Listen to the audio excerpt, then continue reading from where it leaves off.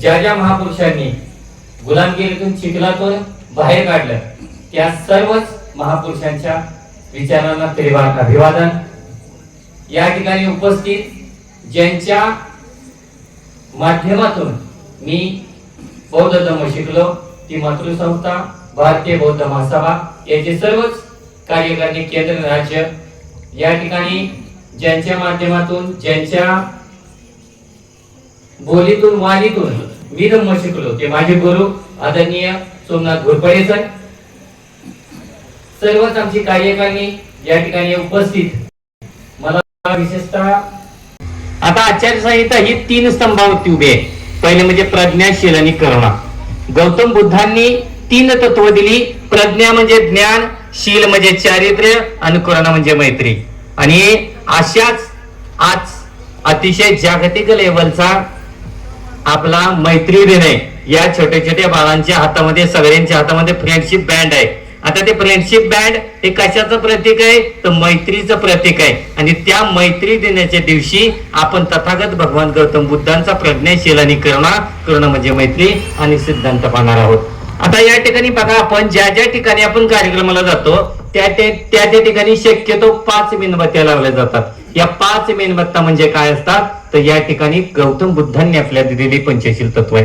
ही पंचशील तत्व आपला तुम्हा सर्वांसाठी अतिशय पाळणं खूप खूप गरजेचे आहे। याचं कारण आहे, जो माणूस या पंचशिलेचं पालन करतो तो माणसाचा उत्कर्ष झाल्याशिवाय निश्चित राहत नाही। या ठिकाणी उपस्थित असणाऱ्या सर्वच आम्ही पदाधिकारी, आपण या ठिकाणी सफेद वस्त्र करणारे सर्व शीलवान श्रद्धावान उपासक उपासिका या हे आपण पंचशिलाचं पालन करतोय। पंचशील म्हणजे काय? पानातिपाता वेरमणी सिक्कापदम समादियामि। अहिंसा या जगामध्ये आज मी त्याला विचार करा, जिकडं तिकडं हिंसा चालली आहे। युक्रेन आणि रशियाचं युद्ध चाललंय, इराक आणि अमेरिकेचं युद्ध चाललंय, प्रचंड मोठ्या प्रमाणामध्ये शस्त्रांचा वापर होतोय। आणि एक तुम्हाला त्या ठिकाणी घटना कदाचित माहित असेल, त्याच क्षेपणास्त्राचा अमेरिकेचा हल्ला आहे का इराकच्या शाळेवरती पडला आणि 200 छोटी छोटी बाळं त्या ठिकाणी दफन, ते मुस्लिम राष्ट्रात दफन करावे लागले। ज्यांना अजून कळीतून फुल व्हायचं होतं, उमलायचं होतं, आयुष्य म्हणजे काय समजायचं होतं, त्याच्या आधीच त्यांचा अंत झाला होता। आणि कशानं झालं? हिंसेनं झालं। आणि ती हिंसा 3 प्रकारची मोडली जाते, कायेनं, वाचेनं, मनानं।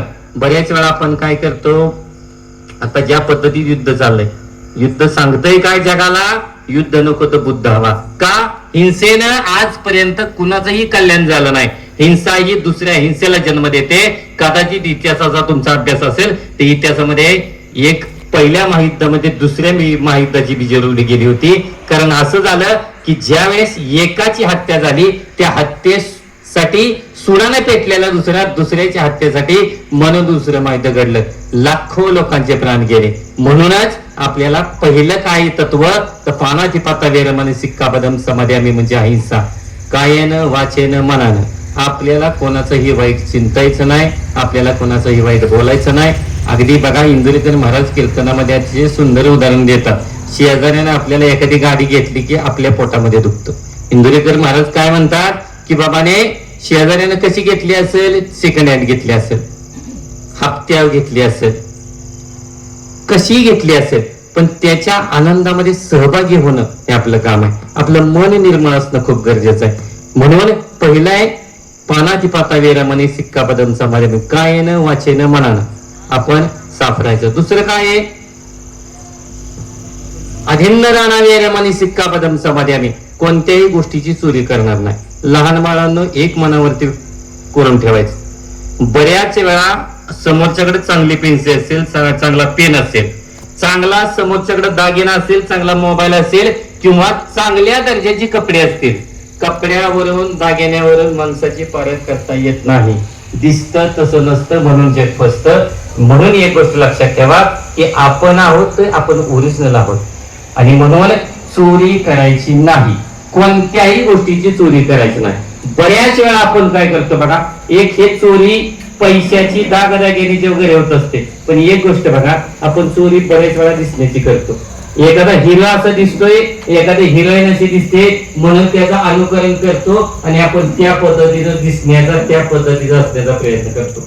हे गोष्ट लक्षात घ्या. ते त्यांच्यासारखे दिसतात, आपण आमच्यासारखं. आपण स्वतः ब्रँड राहिलं पाहिजे.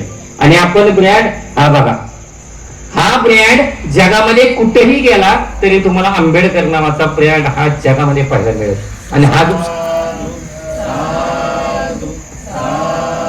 आणि हा जो ब्रँड आहे तो ब्रँड चोरी करून सुमेचे चारा वेरमणी सिक्का पदम समाधी आम्ही व्यभिचार, आज मी तिला समाजामध्ये पावली व्यभिचार आहे. चारित्र्य संपन्नता आपल्याकडे पाहिजे. जग असं वागतंय म्हणून मी असं वागलं पाहिजे, ही गोष्ट तत्वता आपल्याला थोड्या कालावधीसाठी जरी सुख देणारी असली तर कदाचित त्याची फळं ही चांगल्या दर्जाची असणार नाहीत. म्हणून व्यभिचार सुरुवातीपासून आपल्या मनावरती करून ठेवा. माझं चारित्र्य संपन्न राहिलं पाहिजे. डॉक्टर बाबासाहेब आंबेडकर एका ठिकाणी म्हणतात की माझ्याकडे प्रचंड मोठी विद्वत्ता आहे म्हणून मला लोक घाबरत नाहीत, माझ्याकडे खूप मोठं ज्ञान आहे म्हणून मला लोक घाबरत नाहीत, मला लोक यासाठी घाबरतात की माझं चारित्र्य सुंदर आहे.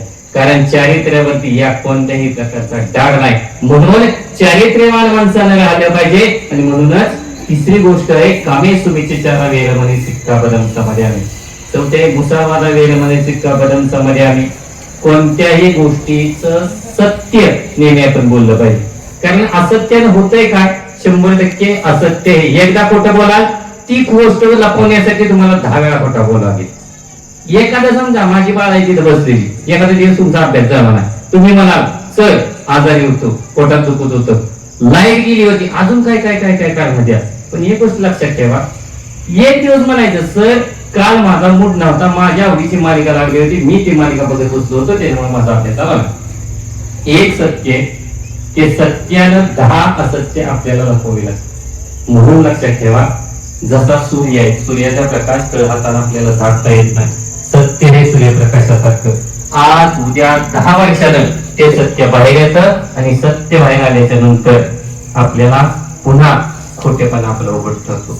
बरेच वेळा असं काय तुम्ही माहिती का, तुम्ही सत्याला वागताय, तुमच्या शेजारचा एखादा विद्यार्थी असेल तो कॉपी करत असेल, अजून काय काय काय काय बऱ्याच वेळा त्याचा गवगा होत असेल, त्यावेळी तुम्हाला काय वाटतं की हा माझ्यापेक्षा अतिशय हुशार, सरांना दाखवण्यासाठी दुसऱ्याची कॉपी करून दुसऱ्याची चोरी करून आपण लिहितो.